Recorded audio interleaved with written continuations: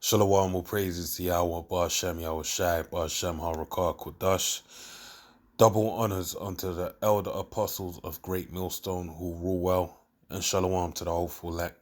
This is Paya Allah, and this is a biblical commentary on the book of Acts 22, the 24th chapter, and it reads, And after 5 days, Ananias the high priest descended with the elders and with a certain orator named Tertullus, who informed the governor against Paul. All right. Now, I'll read on. And when he was called forth, Tertullus began to accuse him, saying, Seeing that by thee we enjoy great quietness, and that very worthy deeds are done unto this nation by thy providence, we accept it always and in all places, most noble Felix, with all thankfulness. All right. So to be noted, Tertullus, his office, his room, is that of an orator. All right. An orator is renowned for their public speaking skills, or that's what it actually entails, being a public speaker. A speaker is, whether it be for ceremonial purposes or just general, or general public speaking. All right. But these are men that are skilled and eloquent. All right. They have great ability at articulating their points. All right. And knowing how to manipulate. So lucky, I don't know what's going on with. I'm definitely not an orator, as you can tell, but they have great eloquence and they're good at articulating their points to manipulate and sway the minds of the people to their benefit. All right. And this is who Paul was pitted up against. Yes, Paul was trained at the feet of Gamaliel and had great ability within the word and the scriptures. But this is, mind you, dealing with a whole different realm of politics. All right.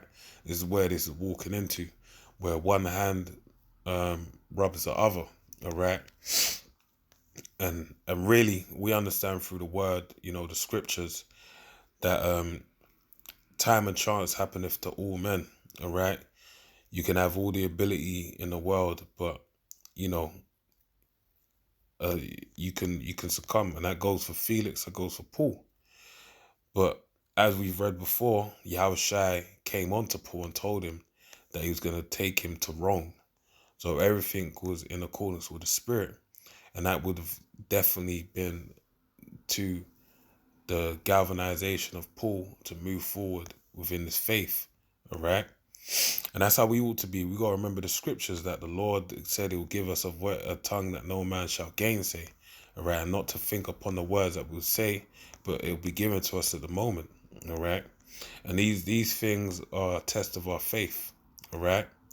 So it says, verse 5, For we have found this man a pestilent fellow, and a mover of sedition among all the Jews throughout the world, and a ringleader of the sect of the Nazarenes. All right. So they basically said that Paul was of a ringleader, someone that, was tumultuous to the nation, to the province of Judea. All right. And basically that he was a Nazarene. Now, Nazarene being the name placed upon the followers of Yahweh Shai, all right, and doesn't go back to it. It does nothing to do with the Nazarite vow, all right, because Yahweh Shai was known for eating and drinking, all right, and we didn't break one law, all right. He fulfilled all of them. So if he was a Nazarite and he was eating and drinking, and he drank of the wine and said he would never drink no wine again, then that would make the Heavenly Father a liar, all right, and we know that he's not a liar. So what it's actually talking about is Yahushua of Nazareth, all right? So they followed after him, and that was a nickname that was coined upon the followers of Yahushua, that they belonged unto Nazareth, all right? So reading on, it says, who also have gone about to profane, and mind you, even another thing to point out, since that's the case as well with Nazareth, I believe Nazareth, I can't remember how it would before, like in terms of the township and or the area, the borough, or how a town may be part of a greater city, or it may be, an area within the town, so on and so forth. All right. But basically, what you have to remember is that every time the Lord appeared, you even when Peter, for example, they said when he was denied the Lord 3 times, they mentioned that he was of Galilee, all right. And also when you had John and Peter appear in the court, all right, in Acts the 4th chapter, the 3rd, 4th chapter, they basically said that these were unlearned men. The 4th chapter says that about them being unlearned men. So it's quite known that they were of, I'm kind of extrapolating. They were known, that they were from Galilee. You know, you read between the lines. Verse 6, who also have gone about to profane the temple, whom we took and would have judged according to our law. All right. So they were saying he profaned the temple. Verse 7, but the chief captain Lysias came upon us and with great violence took him away out of our hands, commanding his accusers to come unto thee, by examining of whom thyself mayest take knowledge of all these things whereof we accuse him. And the Jews also assented, saying that these things were so. Then Paul, after the governor had beckoned unto him to speak, answered, for as much as I know that thou hast been of many years a judge unto this nation, I do the more cheerfully answer for myself. All right. So why is Paul speaking of this individual, his name escapes me, Felix, so highly? Right, because he understands politics, right, and really the word tells you it's the greater wisdom than that. Right, it tells you in the book of Proverbs, it escapes me the precise wording, but basically soft words, something to the effect of soft words basically makes friends, or makes people tend more favorable to you. So he was doing so in like manner, seeing how Tertullius laid up his oration. Verse 11, because that thou mayest understand that there are yet but 12 days since I went up to Jerusalem for to worship, all right? And they neither found me in the temple disputing with any man, neither raising up the people, neither in the synagogues, nor in the city. Neither can they prove the things whereof they now accuse me. But this I confess unto thee, that after the way which they call heresy, so worship I the Most High, the power of my fathers, believing all things which are written in the law and in the prophets. All right. So Paul is saying, on the contrary, I also follow after the law, statutes, and commandments of the Heavenly Father. All right. Paul wrote it exclusively, well, not only exclusively, but it goes into it very well in the book of Romans on multiple occasions in different chapters, but compounding upon the point, all right, that do we make void the law that faith, that grace may abound? No, we establish the law, all right. So we are to be a beacon of light, a beacon of light, should I say, of the Most High's power.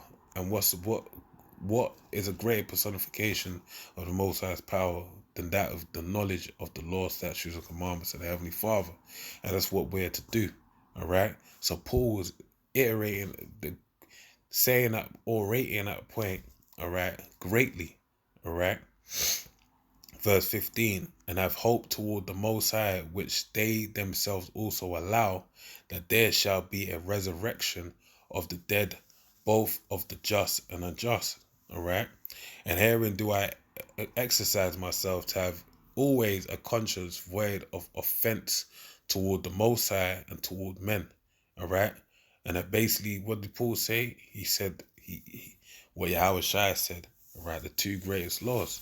Right, to love the Most High with all thy heart and to love thy neighbor as thyself. All right, the golden rule. All right, the two greatest commandments. So he said he establishes his faith upon that he loves the Most High with all his heart and also has that same love toward men. All right. So basically speaking in like manner as to what they're speaking of. Verse 17, now after many years I came to bring alms to my nation and offerings, whereupon certain Jews from Asia found me purified in the temple, neither with multitude nor with tumult. All right, not being what they said they accuse him of being. All right, Tertullius accused him of being, of what? Being a tumultuous individual that stirs up the people, a troublemaker. Right, he said he came there to give alms unto the nation, offerings, due to the high holy day, and due in accordance with the law, all right, which he's following.